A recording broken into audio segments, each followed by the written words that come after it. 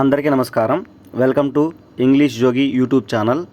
ఇవాళ మన యూట్యూబ్ ఛానల్లో ఈ వీడియో ద్వారా ఒక కొత్త పదాన్ని నేర్చుకుందాం. సో దాన్ని చూసినట్లయితే relief.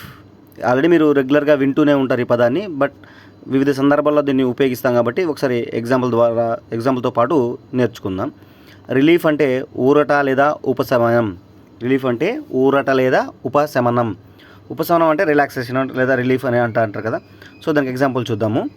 Feeling relief after hearing good news అని. అంటే దీని తెలుగులో మీనింగ్ చూస్తే శుభవార్త విన్న తర్వాత ఉపశమనం కలుగుతుంది, ఉపశమనం లేదా ఊరట లభిస్తుంది.